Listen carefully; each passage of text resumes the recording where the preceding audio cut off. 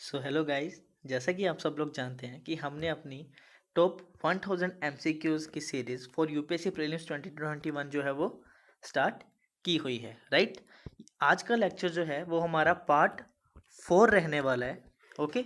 और इससे पहले जो है गाइस हमने अपने 3 पार्ट जो हैं वो कंप्लीट कर लिए हैं। ठीक है, उन 3 पार्ट्स में हमने 30 क्वेश्चन ईच जो है वो कवर्स किए हैं। ठीक है। और वेरियस वेरियस जो सब्जेक्ट हैं जो यूपीएससी से रिलेटेड हैं वो हमने कवर किए हैं, राइट। आज के जो गाइस जो 2 सब्जेक्ट रहने वाले हैं वो हैं, first one is environment and ecology and second one is geography, right. आज हम ये 2 सब्जेक्ट कवर करेंगे। आज जो है गाइज हम 20 क्वेश्चंस कवर करेंगे और इसका मैं रीज़न बताता हूँ आपको। देखिए, मैंने डिसाइड किया कि हम साथ ही साथ अपनी इंडियन पॉलिटी की क्लासेस जो हैं उसको भी कंटिन्यू रखेंगे, राइट। और जैसा कि आपको पता है, मैंने अप्रोच बताई थी अपनी क्या रहेगी हमारी, कि जैसे ही हम कोई टॉपिक कवर करेंगे, कोई पर्टिकुलर टॉपिक कवर करेंगे, तो उससे रिलेटेड ये पर्टिकुलर टॉपिक या पर्टिकुलर चैप्टर अगर हम कोई कवर करेंगे तो उससे रिलेटेड जितने भी क्वेश्चंस बनते हैं हम उन्हें, ठीक है, एमसीक्यूज की मतलब एमसीक्यूज फॉर्म में हम उन्हें देखेंगे। ठीक है। इसका मैंने आपको फ़ायदा बताया था कि हमारा जो रिवीजन है, ठीक है, वो हमारा साथ होता चलेगा। और जो हमने चीज़ें पढ़ी हैं, ठीक है, थ्योरी फॉर्म में जो पढ़ी हैं, अगर वो एमसीक्यूज फॉर्म में हमारे सामने आती है तो क्या हम उन्हें मतलब कर सकते हैं, कंप्लीट कर सकते हैं, कवर कर सकते हैं, नहीं कर सकते, वो चीज़ें हम उसमें देखेंगे। ठीक है। सो आज हम 20 क्वेश्चंस कवर करेंगे इस चीज़ से रिलेटेड। ठीक है। तो चलिए हम अपना फर्स्ट क्वेश्चन देख लेते हैं। पहला क्वेश्चन है, which of the following are इकोटोन्स।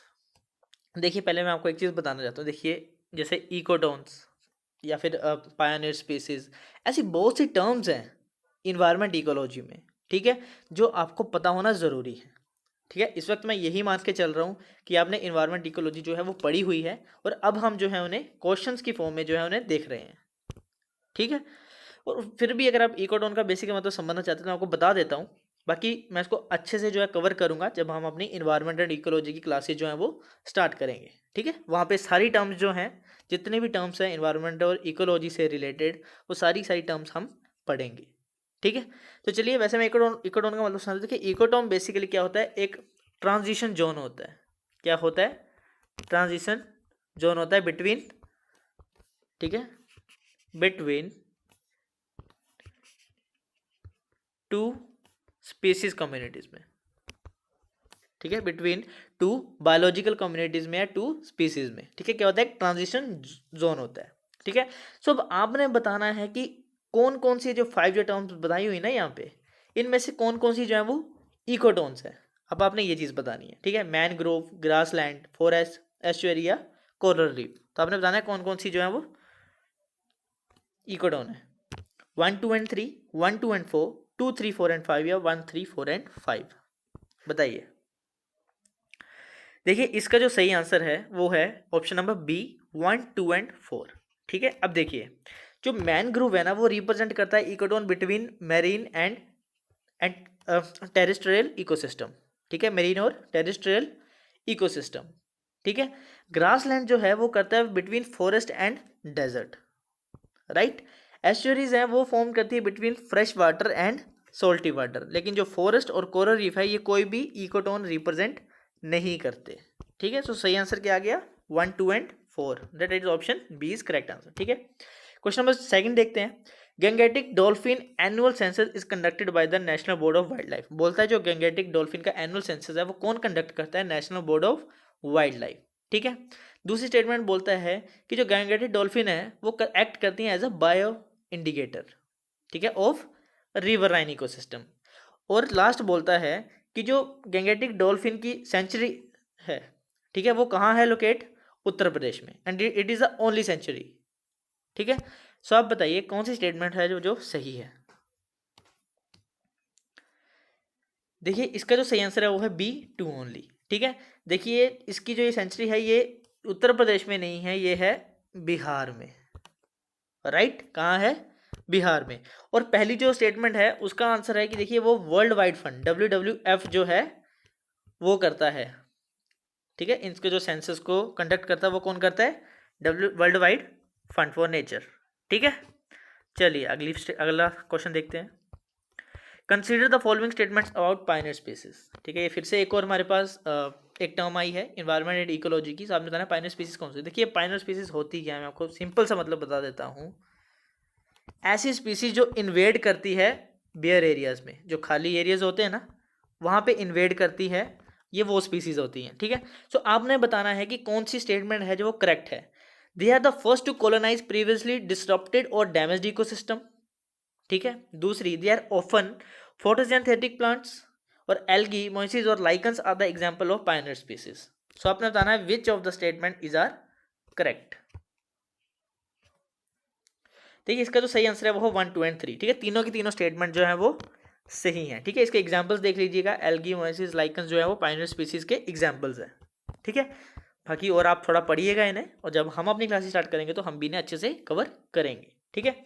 Fourth question बोलता है कोस्टल रीजन में, जो कोस्टल रीजन होते हैं वहां पे बोलता है जो north south extent of isotherm है वो पैरेलल है किसके, कोस्ट के, जो क्या इंडिकेट करता है, increase in temperature from the coast to interior, ठीक है। कहां से, increase in temperature from the coast to interior, ठीक है।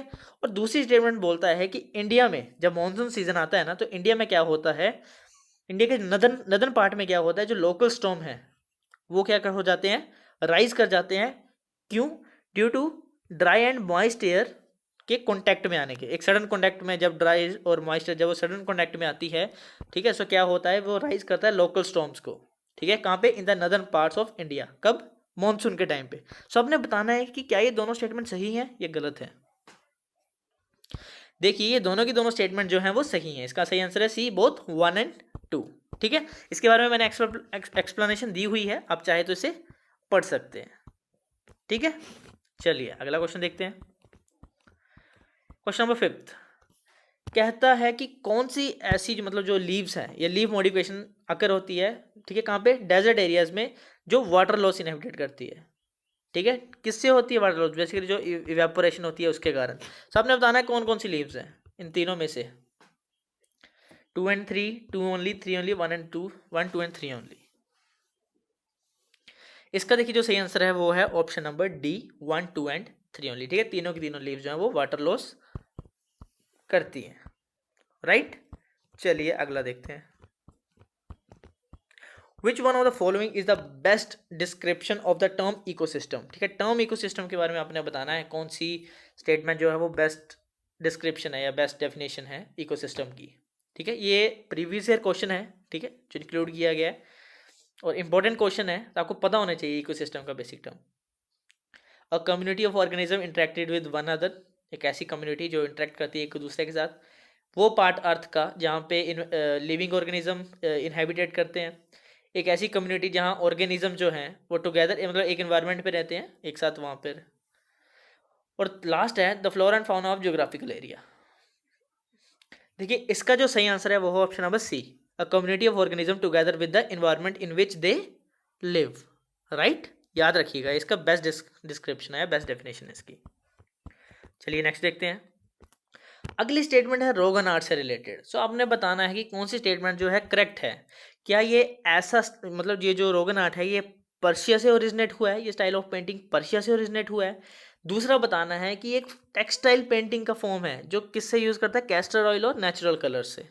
बहुत इजी है ये, अगर आपने इसके बारे में पढ़ा है तो बहुत इजी स्टेटमेंट्स है दोनों की दोनों, ठीक है।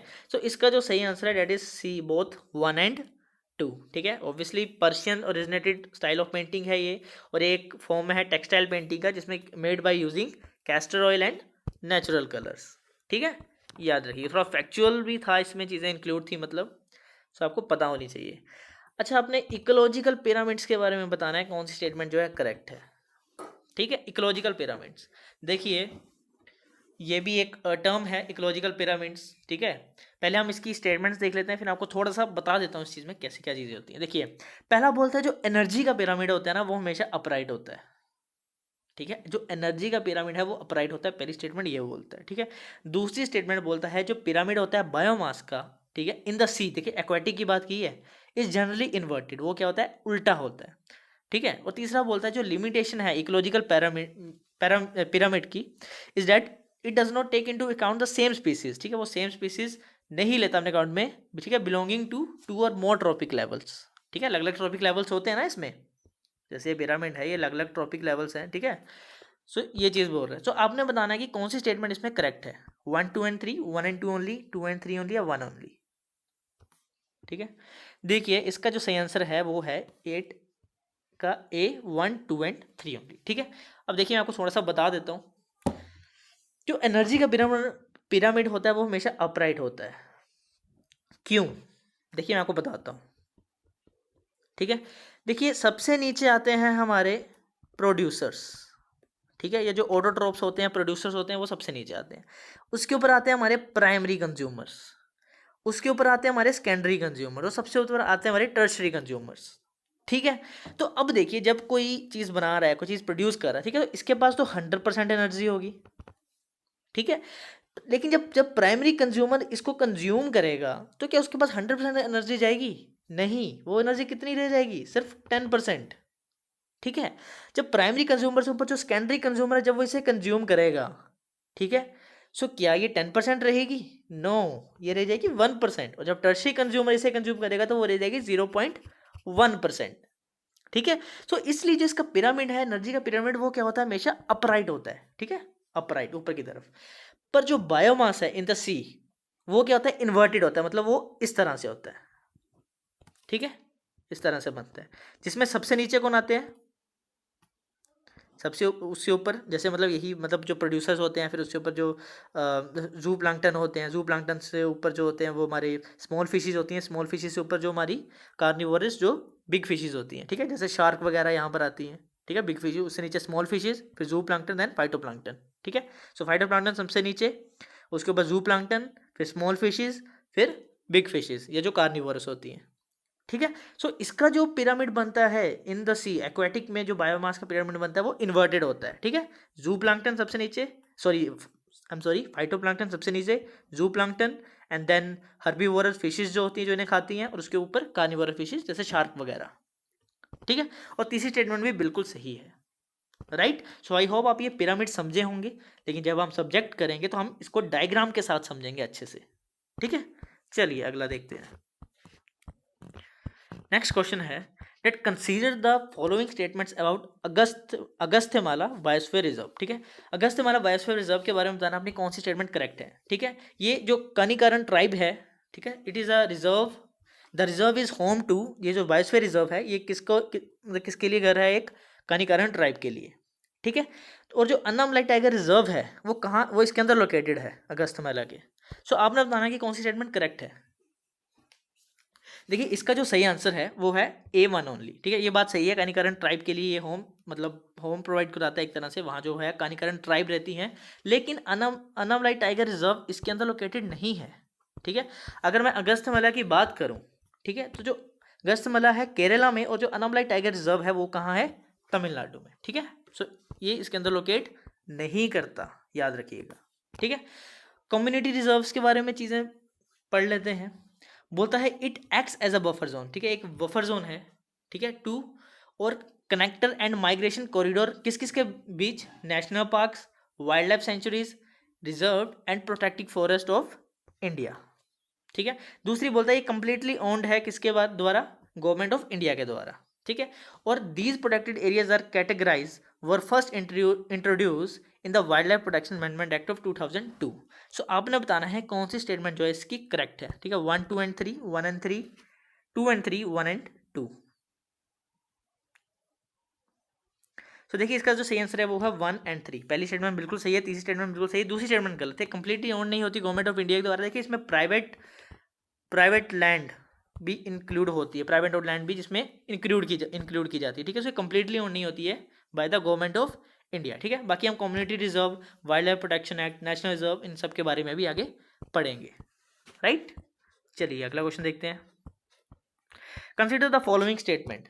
बोलता है कि जो नाइट टेम्परेचर अगर डिक्रीज हो तो ये जनरली इंडिकेट करता है क्या?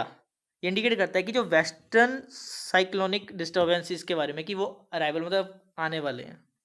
ठीक है, और जो जेट स्ट्रीम्स होती हैं and upper air circulation are found at the level of troposphere. So आपने बताना है कि कौन सी स्टेटमेंट जो है वो करेक्ट है। जेट स्ट्रीम्स और अपर एयर सर्कुलेशन वो जनरली कहाँ मिलती हैं? ट्रोपोस्फेयर, जो लेवल होता है ट्रोपोस्फेयर वहाँ पे मिलती हैं। अपने ये बतानी है। So which of the statement is are correct, 1 and 2, 1 only, both 2 only, both 1 and 2, या नाइदर 1 nor 2। इसका जो सही आंसर है वो है बी। ठीक है, फर्स्ट जो है वो क्या है, गलत है, राइट। देखिए आपको जो ये वेट, ठीक है, देखिए जो आपको ये जो टेम्परेचर के बारे में, ठीक है, कब क्या डिक्रीज होता है, ये चीज़ें क्या इंडिकेट करती हैं, ठीक है, ये सब जो है थोड़ी बहुत आपको डिटेल में पढ़ना बहुत ज़रूरी है। ठीक है, और इनसे क्वेश्चन बनते भी हैं। देखिए मैं आपको सिंपल सी बता दूं, जैसे इन्वायरमेंट एंड इकोलॉजी है, ठीक है, इसमें आपको मैं कह सकता हूँ कि 70 to 80% क्वेश्चन जो हैं, अगर इसको रख लीजिए 10 क्वेश्चन आ रहे हैं तो 7 से 8 क्वेश्चन जो है वो प्योर करंट अफेयर से रिलेटेड होंगे। ठीक है, या मैं कहूँ कि 6 से 7 क्वेश्चन जो है वो करंट अफेयर से रिलेटेड होंगे ही होंगे इन्वायरमेंट और इकोलॉजी में। ठीक है, बाकी जो 3 क्वेश्चंस हैं वो मैंने आपको देखो पहले भी ये चीज़ अप्रोच मतलब चीज़ बताई थी कि देखिए अगर जैसे जो टॉपर्स निकलते हैं वो कहते हैं कि 80 to 85% जो है, ठीक है, प्रीलिम्स एग्ज़ाम जो है वो करंट अफेयर से रिलेटेड होता है। तो उनका मतलब यही होता है कि अगर कोई ऐसी टर्म, ठीक है, कोई ऐसी टर्म जैसे कैग वगैरह, मैंने आपको एग्जांपल दिया था, जैसे कैग वगैरह हो गया या फिर क्वेश्चन आर हो गया, ऐसी टर्म्स अगर करंट अफेयर में किसी चीज़ के लिए यूज़ हुई हैं, ठीक है, तो ज़रूरी नहीं है उससे प्योर करंट अफेयर से रिलेटेड ही क्वेश्चन बनेगा, उससे जो है जो आपके सिलेबस में जो चीज़ें उसके रिगार्डिंग इंक्लूड की हैं वहाँ से क्वेश्चन बन जाता है। ठीक है, तो इस तरह से क्वेश्चन जो है आपके आते हैं। तो इसलिए आपको इन्वायरमेंट और इकोलॉजी पढ़ना भी एक तरह से ज़रूरी हो जाता है, और खासकर इस पर अगर आप फोकस करेंगे तो मैं कहता हूँ कि देखिए टर्म्स तो आपको पढ़ना ज़रूरी है, जैसे मैंने बताया इकोटोन्स वगैरह में, पायनियर स्पीसीज़ के बारे में, जो पिरामिड्स वगैरह है, ये ऐसी टर्म्स हैं, इनके बारे में पढ़ना तो ज़रूरी है। ठीक है, लेकिन करंट अफेयर्स में, खासकर इन्वायरमेंट और इकोलॉजी के लिए करंट अफेयर्स में फोकस करना बहुत ज़रूरी है। ठीक है, कोई ऐसा बायोस्फीयर रिजर्व कोई नया बना है, या कोई नेशनल पार्क बन गया नया, कोई वाइल्ड लाइफ सेंचुरी बन गया, या फिर कोई स्पीसीज एंडेंजर्ड में है, ठीक है, कोई स्पीसीज को एंडेंजर्ड में ला दिया गया है IUCN रेड लिस्ट के द्वारा। ठीक है, ये सारी चीज़ें इसी चीज़ से रिलेटेड बनती हैं, करंट अफेयर से रिलेटेड।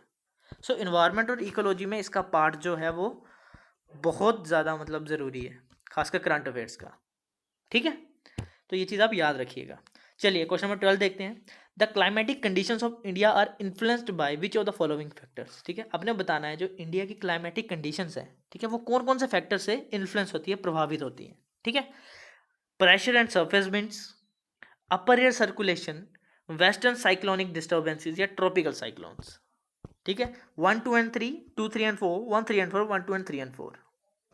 देखिए इसका सिंपल सा सही सा आंसर है वो है डी, 1 2 3 and 4। ठीक है, चारों के चारों फैक्टर्स हैं वो इन्फ्लुएंस करते हैं क्लाइमेटिक कंडीशन, किसके, इंडिया के क्लाइमेटिक कंडीशंस को, राइट। चलिए क्वेश्चन नंबर 13 देखते हैं। With reference to the monsoon, अब अपने मानसून के बारे में बताना है। Consider the following statements. ठीक है, बोलता है कि जो मानसून की विंड्स हैं वो ओरिजिनेट करती हैं over the Arabian sea usually, ठीक है, and usually split into 2 branches. वो कितने में हो जाती हैं, 2 ब्रांचेस में स्प्लिट हो जाती हैं। क्या ये बात सही है? बोलते हैं one of the branches of the Arabian sea monsoon passing along the Aravalli usually brings heavy precipitation to this area। ठीक है, और तीसरा बोलता है जो तमिलनाडु है lies in the rain shadow area of the Arabian sea branch of the south west monsoon. ठीक है, तो आपने बताना है इन तीनों में से कौन सी स्टेटमेंट जो है वो करेक्ट है। 1 only, 2 and 3 only, 3 only, 1 2 and 3 only. ठीक है, देखिए पहली स्टेटमेंट अगर आपने ढंग से इसके रिगार्डिंग पढ़ा हो तो ये 2 ब्रांचेस नहीं है, ये 3 ब्रांचेस में है। ठीक है, कितने में है, 3 ब्रांचेस में। ठीक है, जिसमें बेसिकली जैसे वेस्टर्न घाट से हो गया, ठीक है, बे ऑफ बंगाल से हो गया, राइट। तीसरा जो है वो नॉर्थ, जो मुंबई के नॉर्थ कोस्ट से जो आती है। ठीक है, सो 3 ब्रांचेस में है, नॉट 2 ब्रांचेस में। ठीक है, और दूसरी स्टेटमेंट बिल्कुल सही है। ठीक है, ये अरावली से होती है पास। ठीक है, तीसरी यस तमिलनाडु, देखिए पैरेलल है किसके, बे ऑफ बंगाल के। ठीक है, सो एक रेन शेडो बन जाता है वहाँ पे, और यही रीज़न है तमिलनाडु का, जब ये मानसून आता है तो इसमें ड्राई रहता है तमिलनाडु। ठीक है, यही इसका मेन रीज़न है। सो इसका सही आंसर क्या हो गया हमारे पास, क्या हो गया हमारे पास सही आंसर?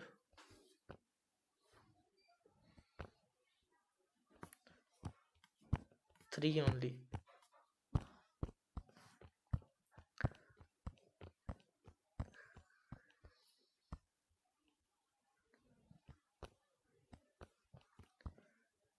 चलिए अगला देखते हैं।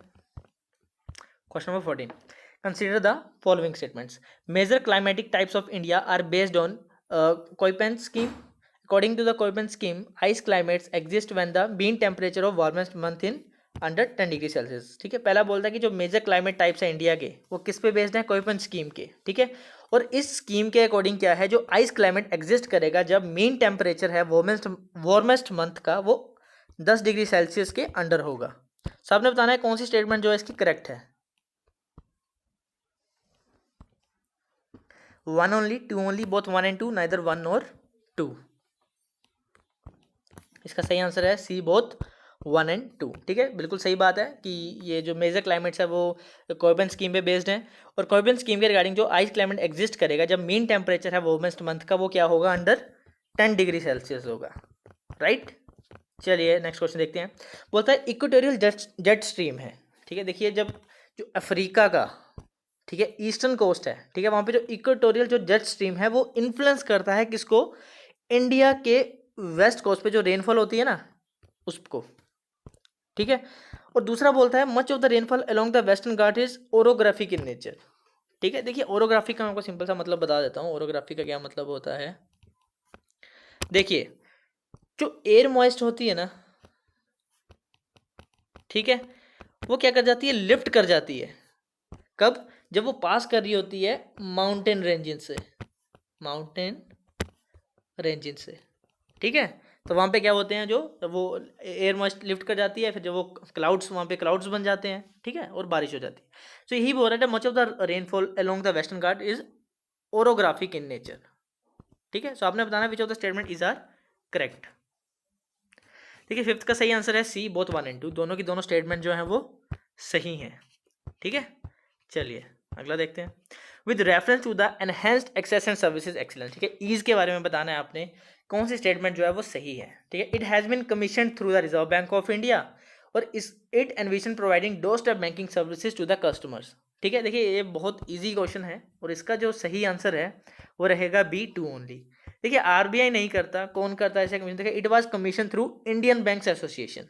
ठीक है, कौन करता है, इंडियन बैंक्स एसोसिएशन। ठीक है, और किसके द्वारा लॉन्च किया गया था ये, jointly bye the government and PSBs. ठीक है, पब्लिक सेक्टर बैंक्स के द्वारा।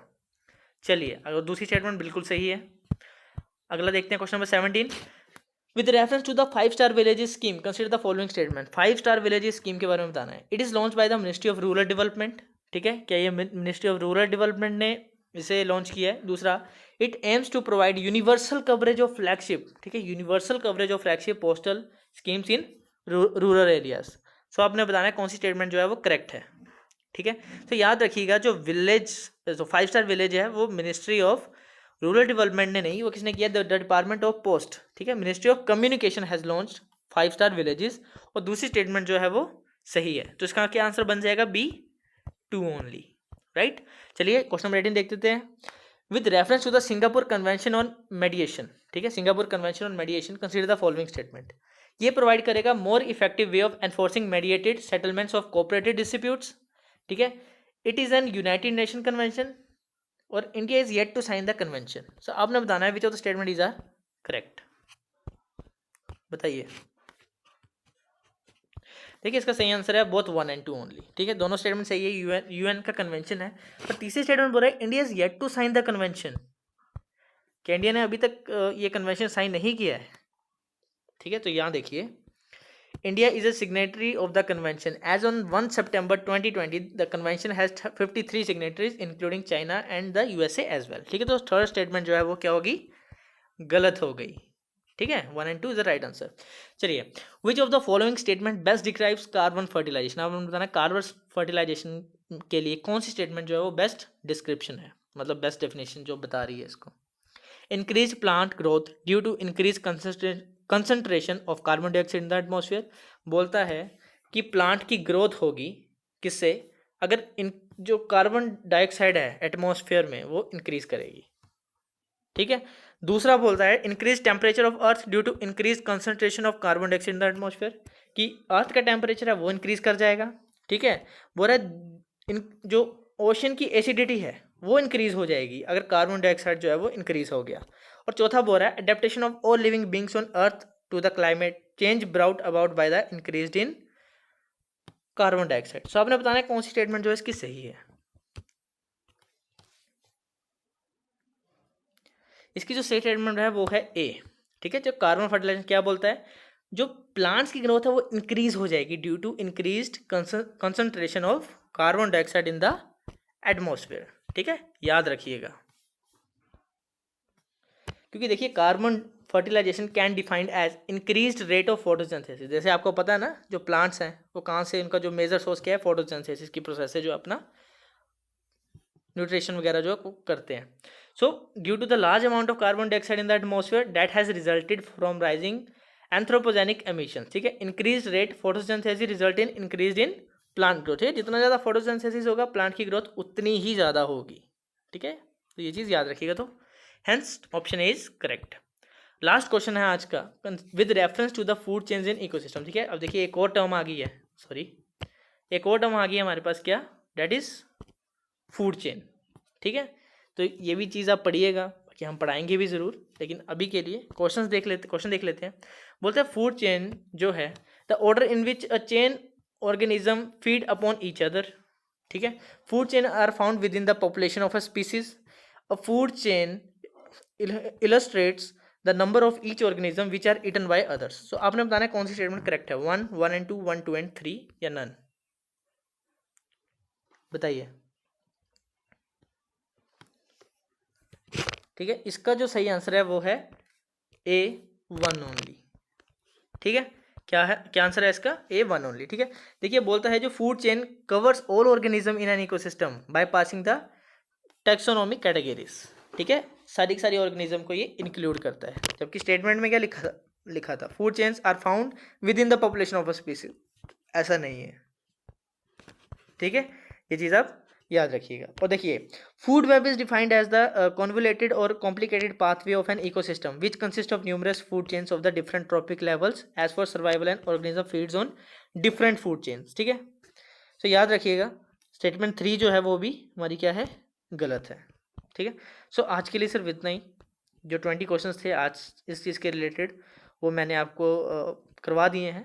तो बेसिकली जो हमारे आज के जो 2 सब्जेक्ट्स से इन्वायरमेंट और इकोलॉजी और ज्योग्राफी दोनों ही हमने इसमें इंक्लूड की है, और 1-2 क्वेश्चन जो है हमारे करंट अफेयर से रिलेटेड हमने इंक्लूड किए हैं। ठीक है, सो आई होप आपको क्वेश्चन समझ आए होंगे। ठीक है, एज मैंने आपको पहले भी चीज़ बताई है, मैं ज़्यादा एक्सप्लेन नहीं करता इन क्वेश्चंस में, जो टर्म्स एक्सप्लेन करने लायक थी मैंने वो सारी एक्सप्लेन करी हैं। ठीक है, ज़्यादा डीपली नहीं करी हैं, क्योंकि हम जब सब्जेक्ट्स अपने कवर करेंगे तो हम उन्हें वहाँ पे अच्छे से पढ़ेंगे। ठीक है, अभी सिर्फ मैं यही मान के चल रहा हूँ कि आप सब लोगों ने जो है अपने इन्वायरमेंट और इकोलॉजी जो है वो कवर कर लिया है। सो अब आप MCQs के थ्रू जो है अपनी स्टडी करना चाहते हैं। ठीक है, सो इसलिए ये वीडियो आपके लिए ज़्यादा इफेक्टिव होगी अगर आप MCQs के थ्रू जो है इन्हें पढ़ना चाहेंगे, राइट। और ज़्यादा एक्सप्लेनेशन तभी होगी जब हम अपना सब्जेक्ट, इंडिविजुअल सब्जेक्ट जो है वो कवर करेंगे। ठीक है, सो आई होप आपको चीज़ें समझ आई होंगी तो लाइक करिएगा, नहीं आएंगी तो डिसलाइक करिएगा। बाकी तब तक के लिए अपना ख्याल रखें। Bye bye, take care.